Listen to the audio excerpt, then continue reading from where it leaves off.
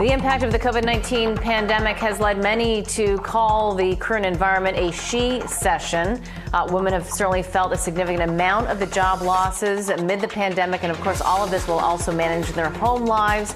Question now becomes, what does the economy look like, and how can women help the economic recovery, and what kind of leadership is needed in the corporate world to really help them transition back into the workforce and really not just survive but thrive? For this conversation, Rhiannon Rosalind is joining us. She's the CEO of the Economic Club of Canada. Rhiannon, nice to be able to see you and get caught up with you a little bit here.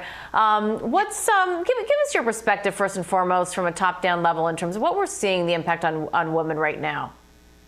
Yeah, well, women are faring far worse than anyone else during this pandemic right now, and it's for many of the reasons you mentioned. We're on the front lines of this pandemic. We make up the bulk of the, healthcare force in Canada. Our industries have been hardest hit, so service industries and, places where women predominantly work. But we're also seeing a really interesting trend where women who have lost jobs are not seeking to re-enter the labor force. And so that starts to beg the question, how are we really faring in our fight for equality, in our fight for systemic change? And it tells me that, women have felt like they are not thriving in the labor force, that they have just been surviving, and they're starting to decide not to, paddle and survive. We want to thrive. We want to have more balance. And so this begs some serious questions about really deep systemic infrastructure change within corporate Canada. Now, before we get to the corporate Canada side of the conversation, part perhaps of the reason why we are seeing women not re-enter the workforce is because many of them, as you point out, do work in some of the service areas and retail, and all of that has really been shut down. Is that not a big part of the equation that you think will change once we all get the vaccine?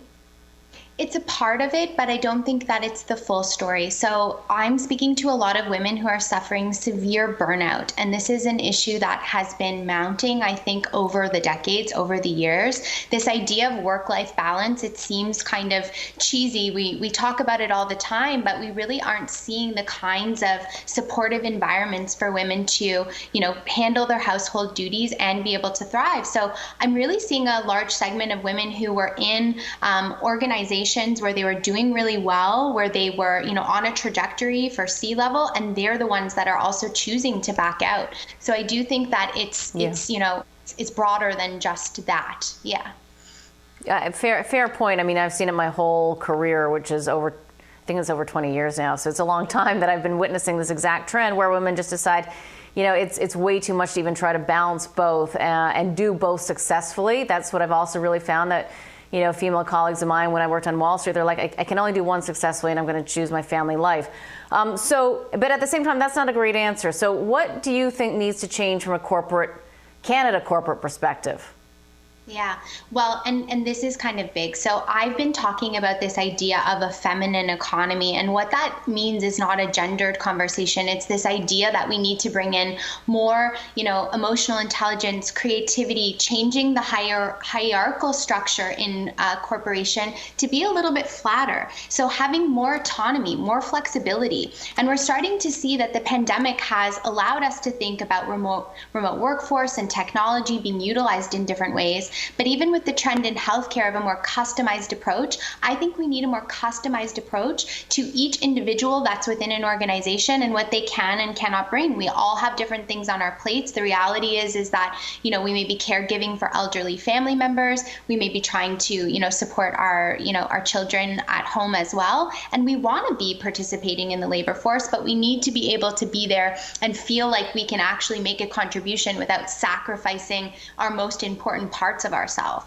So one solution, I think, is this idea of cluster hiring. And I know that sounds like a weird term, but it's this idea that I don't want to be the only woman in the room anymore. If I was in a room where there was more than one woman, I may be able to implement ideas that are coming from that women's perspective without feeling like I have to blend in. And I think that there's a lot of different groups, Black, Indigenous, other racialized groups, that are feeling that same pressure, where it's this sense like, I want to feel like I belong and I want to feel like my ideas matter, but that isn't always the case because of different systemic barriers and how we got there in the first place. Right. And the difficulty, of course, and I completely agree, that things, need to be flatter, perhaps much more collaborative. And I like the idea of a cluster approach. I think the difficulty for so many corporations these days is they're just not set up for that. Now, these are the older corporations that would have legacy issues. I'm sure the newer companies absolutely can operate in that manner. And maybe, maybe it's a market mechanism as the new ones will take over if the old ones don't change. Well, and this is what I think we're starting to see, and this is another thing that I'm seeing a need for, is what I call not corporate citizenship, but corporate activism. When are some of these larger corporations going to step up and say, you know what, this traditional approach or model is not working, we are going to innovate and we're going to find new solutions. They don't have to be traditional solutions.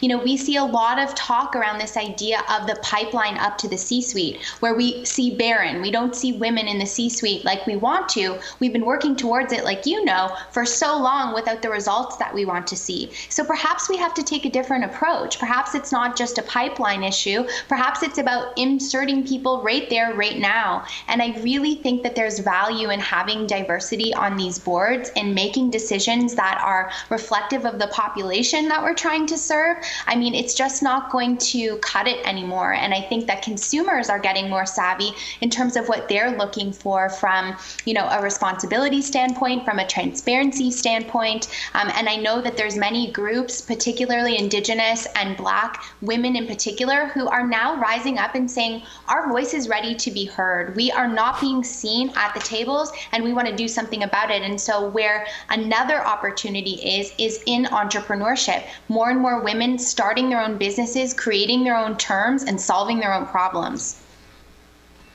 Yeah, I've said for many years, if the way the structure is right now, it's almost a lot better to become a female entrepreneur. But we know that that's also so difficult just in terms of getting funding.